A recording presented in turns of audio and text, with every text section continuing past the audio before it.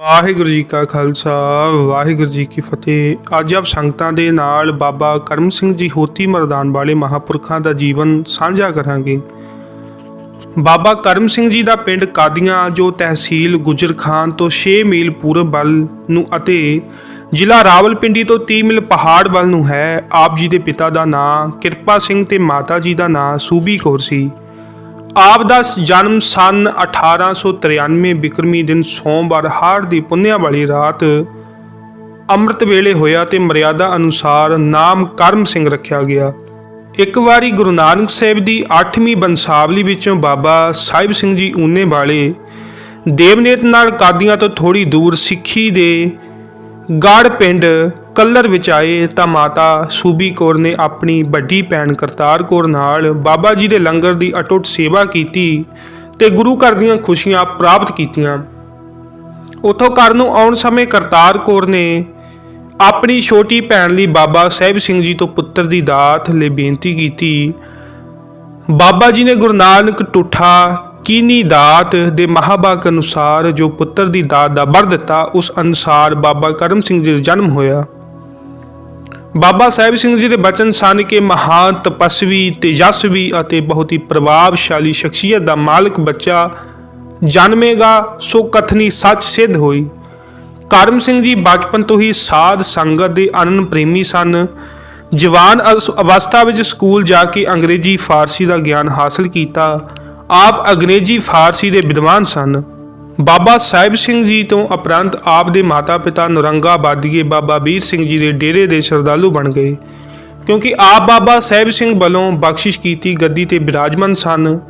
ਬਾਬਾ ਵੀਰ ਸਿੰਘ ਤੋਂ ਬਾਅਦ ਬਾਬਾ ਮਹਾਰਾਜ ਸਿੰਘ ਜੀ ਜੋ 1857 ਈਸਵੀ ਤੋਂ ਪਹਿਲਾਂ ਪੰਜਾਬ ਦੇ ਭਾਰਤ ਦੀ ਆਜ਼ਾਦੀ ਖਾਤਰ ਸਿੰਗਾਪੁਰ ਜੇਲ੍ਹ ਅੰਦਰ ਸ਼ਹੀਦ ਹੋ ਗਏ ਸਨ। ਗੱਦੀ ਨਸ਼ੀਨ ਹੋਏ ਇਹਨਾਂ ਦੇ ਸੇਵਕ ਬਾਬਾ ਰਾਮ ਸਿੰਘ ਬਖਤ ਸਨ।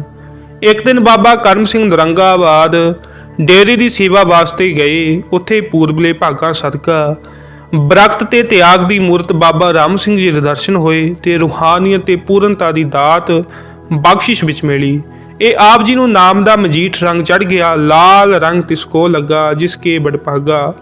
ਇਸ ਤਰ੍ਹਾਂ ਹਰੀ ਰੰਗ ਵਿੱਚ ਗੁੜਚ ਹੋਏ ਆਪ ਖਾਲਸਾਈ ਫੌਜ ਵਿੱਚ ਭਰਤੀ ਹੋ ਗਏ। ਜਦੋਂ ਅੰਗਰੇਜ਼ਾਂ ਨੇ ਪੰਜਾਬ ਤੇ ਕਬਜ਼ਾ ਕਰ ਲਿਆ ਤਾਂ ਸਿੰਘਾਂ ਨੂੰ ਬਹਾਦਰ ਕੌਮ ਸਮਝ ਕੇ ਆਪਣੀ ਫੌਜ ਵਿੱਚ ਭਰਤੀ ਕਰ ਲਿਆ ਤੇ ਸਿੱਖਾਂ ਦੀਆਂ ਪਲਟਨਾਂ ਦੇ ਨਾਮ ਵੀ ਬਦਲ ਦਿੱਤੇ। ਜਿਸ ਰੈਜੀਮੈਂਟ ਵਿੱਚ ਬਾਬਾ ਕਰਮ ਸਿੰਘ ਜੀ ਸਨ ਉਸ ਦਾ ਨਾਮ ਗਾਈਡ ਸਾਲਾ ਸੀ, ਜੋ ਕਿ ਵਿਸ਼ੇਸ਼ ਕਰਕੇ ਫਰੰਟੀਅਰ ਦੇ ਇਲਾਕੇ ਵਿੱਚ ਰਿਹਾ ਕਰਦੇ ਸਨ। ਉਸ ਗਾਈਡ ਸਾਲੇ ਦੀ ਛਾਉਣੀ ਹੋਤੀ ਮਰਦਾਨ ਸੀ, ਜੋ ਕਿ ਬਾਅਦ ਵਿੱਚ ਬਦਲ ਕੇ ਰਸਾਲਪੁਰ ਹੋ ਗਈ ਸੀ। ਉਸ ਸਮੇਂ ਬਾਬਾ ਜੀ ਦਾ ਨਾਮ ਕਮਿਸ਼ਨ ਰੈਂਕ ਸੀ। ਪਿੰਨੀ ਰਹਿਣੜੀਏ ਚਮਕਨ ਤਾਰੇ ਜਾਗੈ ਸੰਤ ਜਨਾ ਮੇਰੇ ਰਾਮ ਪਿਆਰੇ ਦੇ ਮਹਾਂਭਾਗ ਅਨੁਸਾਰ ਆਪ ਜੀ ਦਾ ਨਿਤਨੇਮ ਬਣ ਗਿਆ ਸੀ। ਸਵਾਸ ਬੰਦਗੀ ਕਰਨ ਲਈ ਆਪ ਇਕਾਂਤ ਜ਼ਿਆਦਾ ਪਸੰਦ ਕਰਦੇ। ਵੈਸੇ ਵੀ ਹੋਤੀ ਮਰਦਾਨ ਦਾ ਇਲਾਕਾ ਬੜਾ ਖੁਸ਼ਹਾਲ ਤੇ ਉਪਜਾਊ ਹੈ। ਕੁਦਰਤੀ ਮਨਮੋਹਕ ਦ੍ਰਿਸ਼ਾਂ ਕਰਕੇ ਸਿਮਰਨ ਕਰਨ ਨੂੰ ਵੀ ਦਿਲ ਬਹੁਤ ਲੱਗਦਾ ਹੈ। ਹੋਤੀ ਮਰਦਾਨ ਦੇ ਪੱਛੋਂ ਵੱਲ ਦਰਾ ਖੈਬਰ ਦਾ ਪਹਾੜ, ਪੂਰਬ ਦੀ ਦਿਸ਼ਾ ਵੱਲ ਦਰਿਆ ਸਿੰਧ ਅਟਕ ਸਮੁੰਦਰ ਗਵਨ ਨਦੀ ਹੈ ਜੋ ਮਾਨਸਰੋਵਰ ਝੀਲ ਵਿੱਚੋਂ ਨਿਕਲਦੀ ਹੈ। ਦੱਖਣ ਵੱਲ ਦਰਿਆ ਲੁੰਡਾ ਘੁੰਮਰ ਪਾਉਂਦਾ ਚੱਲ ਰਿਹਾ ਹੈ। ਲੁੰਡੇ ਦਰਿਆ ਦੇ ਕਿਨਾਰੇ ਤੱਟ ਗੁਰੂ ਗੋਬਿੰਦ ਸਿੰਘ ਜੀ ਮਹਾਰਾਜ ਜੀ ਦਾ ਦੂਲਾ ਬੱਬਰ ਸ਼ੇਰ ਬਹੁਤ ਗਹਿਰੀ ਨੀਂਦ ਵਿੱਚ ਸੋ ਕੇ ਦੁਨੀਆ ਨੂੰ ਯਾਦ ਕਰਵਾ ਰਿਹਾ ਹੈ ਕਿ ਗੁਰੂ ਦੇ ਸਿੰਘ ਬਗੈਰ ਕਿਸੇ ਲਾਲਚ ਦੇ ਧਰਮ ਯੁੱਧ ਅਤੇ ਵਤਨ ਦੀ ਆਜ਼ਾਦੀ ਦੇ ਨਿਸ਼ਾਨ ਚੁਲਾ ਜਾਂਦੇ ਹਨ। ਇਸ ਲਈ ਬਾਬਾ ਫੂਲਾ ਸਿੰਘ ਜੀ ਦੀ ਅੰਤਿਮ ਦਰਗਾਹ ਦਿਸ ਰਹੀ ਹੈ। ਇਸ ਤੋਂ ਕੁਝ ਕੁ ਦੂਰ ਬਾਬਾ ਫੂਲਾ ਸਿੰਘ ਜੀ ਦੀ ਯਾਦਗਾਰ ਦੇ ਅੰਦਰ ਕਾਲੇ ਤੇ ਚਿੱਟੇ ਸੰਗਮਰਮਰ ਦੀਆਂ 2 ਪਹਾੜੀਆਂ ਹਨ। ਦਰਿਆ ਲੁੰਡਾ ਅਖੀਰ ਸਿੰਧ ਗਾਵਨੀ ਨਦੀ ਅਟਕ ਵਿੱਚ ਲੀਨ ਹੋ ਜਾਂਦਾ ਹੈ। ਇਸ ਦਾ ਦ੍ਰਿਸ਼ ਦੇਖਣ ਯੋਗ ਹੈ। ਇਹ ਧਰਤੀ ਦੁਆਬੇ ਸ਼ੀਰੋਵਾਲ ਨਾਲੋਂ ਵੀ ਜ਼ਿਆਦਾ ਉਪਜਾਊ ਹੈ, ਪਰ ਅੱਜ ਪਾਕਿਸਤਾਨ ਦੇ ਵਿੱਚ ਹੈ। ਹੋਤੀ ਮਰਦਾਨ ਦੀ ਇਸ ਸਵਰਗ ਵਰਗੀ ਧਰਤੀ ਵਿੱਚ ਕਾਲ ਪਾਣੀ ਨਦੀ ਦੇ ਕਿਨਾਰੇ ਬੈਠ ਕੇ ਅਕਾਲ ਪੁਰਖ ਦਾ ਚਿੰਤਨ ਸ਼੍ਰੀ ਪੂਜਿਆ ਬਾਬਾ ਜੀ ਕਰਦੇ ਸਨ। ਦਵੰਦ ਰੂਪ ਸੰਸਾਰ ਵਿੱਚ ਹਮੇਸ਼ਾ 2 ਧਿਰਾਂ ਦੀ ਟੱਕਰ ਰਹਿੰਦੀ ਹੈ, ਸੱਚ ਝੂਠ, ਗੁਰਮੁਖ ਮਨਮੁਖ, ਨਿੰਦਕ ਸਲਾਹੀ ਆਦਿ ਵਿੱਚ। ਜਿਸ ਤਰ੍ਹਾਂ ਗੁਲਾਬ ਨਾਲ ਕੰਡੇ ਬਾਬਨ ਚੰਦਨ ਨਾਲ ਸਭ, ਇਸੇ ਤਰ੍ਹਾਂ ਬਾਬਾ ਕਰਮ ਸਿੰਘ ਜੀ ਨਾਲ ਜੂਨੀਅਰ ਹੌਲਦਾਰ ਕਾਫੀ ਈਰਖਾ ਕਰਦੇ ਸੀ। ਉਸ ਦੇ ਮਨ ਦੀ ਇੱਛਾ ਸੀ ਕਿ ਬਾਬਾ ਜੀ ਤੇ ਕੋਈ ਦੋਸ਼ ਲਾ ਕੇ ਆਪ ਜੇਸੀ ਬਣ ਜਾਵੇ, ਜਿਸ ਕਰਕੇ ਉਹ ਮੌਕੇ ਦੀ ਤਾੜ ਵਿੱਚ ਰਹਿੰਦਾ, ਕਿਉਂਕਿ ਬਾਬਾ ਜੀ ਹਰ ਰੋਜ਼ ਹੀ ਆਪਣੇ ਨਿਤਾ ਪ੍ਰਤੀ ਵਜੋਂ ਨਦੀ ਦੇ ਰਮਣੀਕ ਵਾਤਾਵਰਨ ਵਿੱਚ ਪਰਮਾਤਮਾ ਦੇ ਸਿਮਰਨ ਵਿੱਚ ਜੁੜਦੇ ਸਨ।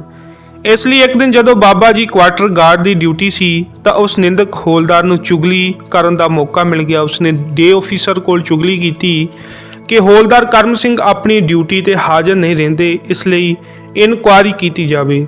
ਬਾਬਾ ਜੀ ਜੂਨੀਅਰ ਨਾਇਕ ਮਿਸ਼ਨ ਨੈਕ ਨੂੰ ਗਾਰਡ ਸੰਭਾਲ ਕੇ ਆਪ ਨਦੀ ਤੇ ਸਿਮਰਨ ਲਈ ਚਲੇ ਗਏ। ਉਸ ਨਿੰਦਕ ਨੇ ਮੌਕਾ ਤਾੜ ਕੇ ਅਫਸਰ ਨੂੰ ਸੂਚਿਤ ਕਰ ਦਿੱਤਾ ਕਿ ਇਸ ਸਮੇਂ ਹੌਲਦਾਰ ਕਰਮ ਸਿੰਘ ਡਿਊਟੀ ਤੇ ਹਾਜ਼ਰ ਨਹੀਂ ਹੈ। ਅਫਸਰ ਉਸੇ ਵੇਲੇ ਗਾਰਡ ਚੈੱਕ ਕਰਨ ਲਈ ਪਹੁੰਚ ਗਿਆ। ਇੱਧਰ ਬਾਬਾ ਜੀ ਦੀ ਸੁਰਤ ਇੰਨੀ ਲਿਵਲੀਨ ਹੋਈ ਕਿ ਉਹ ਧਿਆਤਾ ਤੋਂ ਧੇਤਾ ਰੂਪ ਹੋ ਚੁੱਕੇ ਸਨ।